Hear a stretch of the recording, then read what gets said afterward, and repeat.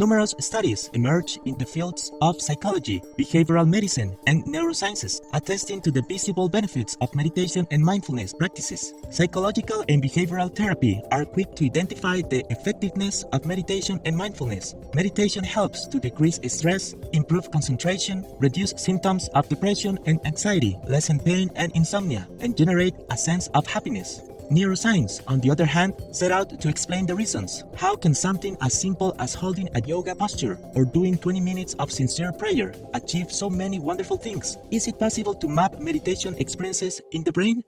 After she started to learn yoga, Dr. Sarah Lazar made meditation the topic of her first neuroscientific research. It is known that repeated activities such as juggling can change the brain. How about meditation? She wondered. In 2011, her team at Harvard Medical School found that meditation led to the thickening of regional brain gray matter. Her refined follow-up research shows that changes in the thickened areas of the brain mirror the psychological improvements of participants.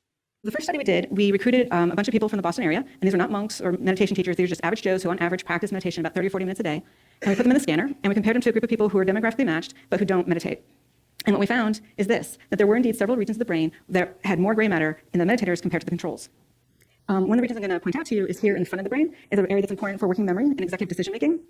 And what was interesting was that in this one region, the 50-year-old meditators had the same amount of cortex as the 25-year-olds, suggesting that meditation practice may actually slow down or prevent the natural age-related decline in cortical structure. Not only does meditation change the brain, so do prayers. Strong evidence shows that prayer decreases anxiety and stress, enables inner peace, and even increases one's ability to endure pain. Sincere prayer is a type of mindfulness. Dr. Michael Bain, director of the Penn Program for Mindfulness, said mindfulness changes the neural connections in the brain. Mindfulness isn't just about relaxing. By changing the neural connections and activity in the brain, you actually change what happens in the whole body. Neuroscientist Dr. Newberg has pioneered studies of the brain activities of various religious individuals and is one of the leading people who coined the term neurotheology as a field of study. He finds that spiritual practices in general, including prayer and mantra-related practices, can profoundly transform the brain. In one of his projects, an older group of 20 who suffer from memory difficulty were taught a brief mantra-based prayer. They did it 12 minutes a day for 8 weeks, and after, tests indicated a 10 to 15% improvement in focus and memory. Through SPECT or single photon emission computerized tomography, Dr. Newberg identified specific areas of concentrated brain activities. When you actually study what's happening in their brains as they are doing those things, what are you actually doing? Well, we use a variety of different brain scanning techniques. Usually we're trying to look at the activity changes in the brain. We've done about over 200 people doing different types of practices. We actually either use an MRI machine to take pictures of the activity of their brain while they're doing the practice. We sometimes use something called single photon emission computed tomography or SPECT imaging, which also looks at the activity changes in the brain. And we can see that the patterns of activity that are different when the person is engaged in the prayer practice compared to when they're just at rest. What we're trying to show is a whole network of structures that seems to be activated when people engage these different kinds of practices. There are some very consistent kinds of changes that we have started to see when we look at what's going on in the brain of people when they engage these different types of spiritual practices.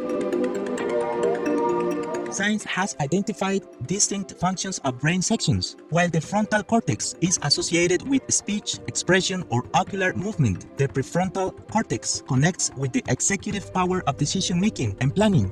On the other hand, the nucleus accumbens in the ventral striatum mediates emotion, motivation, and molecules of reward and contentment. In 2016, Dr. Michael Ferguson, then a PhD student, asked if different meditation studies end up singling out similar brain sections. The project he participated in scanned brain activities of devout members of the Church of Jesus Christ of Latter-day Saints as they feel the Spirit at the peak of their prayer. The three areas of the brain that consistently demonstrated elevated activity were the frontal attention regions, the medial prefrontal cortex, and the nucleus accumbens, an area of the brain with an enriched supply of the reward molecule, dopamine. This trinity of neural regions sketches what we can reasonably label as the neurospiritual system of Mormonism. The implications are profound. So many of the world's spiritual traditions report profound feelings of oneness with a transcendent source, often accompanied by an increased charitable disposition. Could it be that these cultural variations are all being supported by a common core of brain networks? For the first time in the history of contemplative philosophy and the sciences of the mind, we can answer these questions empirically by skillfully measuring brain activity with more temporal and spatial precision than we've ever been able to do.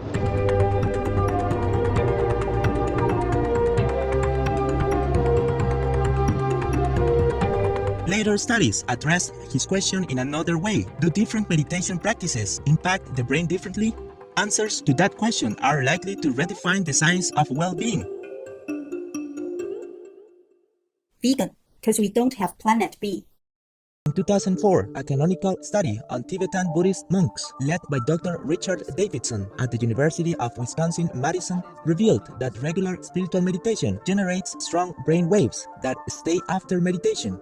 We already know that EEG and MRI-based studies help map out specific brain activity sections during meditation. On the other hand, studies of brain waves observe the electrical currents that take place as messages transmit among neurons. Beta waves, for example, associate with our monkey mind, generating 60 ideas every minute and quickly lead to anxiety. Theta and alpha waves are most often observed in meditation and prayer, associated with the internalization of attention and the state of transcendence. With their higher frequency, gamma waves indicate intense concentration, great strides in inner development, and noticeably profound compassion. What was stunning was that the Olympic level meditators, these are people who've done up to 62,000 lifetime hours of meditation, their brainwave shows gamma very strong all the time as a lasting trait, just no matter what they're doing. Science has never seen it before. When we ask them, for example, to do a meditation on compassion, their level of gamma jumps 700 to 800% in a few seconds. This has also never been seen by science. Respected Buddhist monk Matthew Ricard, vegan, who shocked Dr. Davison with his off-the-chart gamma wave readings when focused on compassion, calls meditation the habit of happiness. He is dubbed the happiest man, as the neuroscientist identified the high level of activity in a part of his left prefrontal cortex as the source of ecstasy. He became vegan many years ago to remind us that compassion embraces not only humans but innocent animal people as well. He said, the main reason is to spare others' life. This is not an extremist perspective. This is the most reasonable, compassionate point of view.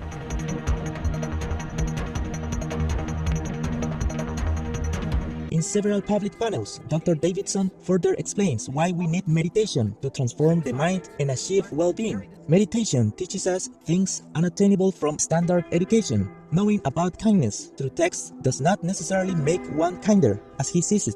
A second form of learning, learning through mindfulness, must be in place to cultivate compassion. Neuroscience teaches us that these kinds of learning operate through totally different brain circuits. This is an example from research that we did where we randomized people to a group that received compassion training for 2 weeks, another group that received training from cognitive therapy. We see systematic differences after just 7 hours of practice. The changes that are displayed here are changes in a circuit that involve the prefrontal cortex and the ventral striatum, a circuit very important for certain kinds of positive emotions, which gets strengthened after just this short amount of practice. So these and other kinds of data indicate that the brain really can change quite quickly, and with systematic practice, they will endure. We view this as an urgent public health need. Miseries. At this time of uncertainty, let us not forget that we have the treasure of meditation and prayer. Let us meditate and pray for the victims of war, those impacted by climate change, and the countless innocent animal people killed for food due to our ignorance. Let us meditate and pray for a peaceful, loving, and benevolent vegan world. Thank you, devoted viewers, for your company today. Up next is No One Can Escape One's Conscience, Part 1 of 3, on Between Master and Disciples, right after noteworthy news. May your days be filled with abundant blessings from heaven for your tender affection and loving care toward God's creation. Be vegan, make peace, do good deeds. Hell not reach. Our programs offer many languages. Please visit suprememastertv.com/schedule and suprememastertv.com/ss.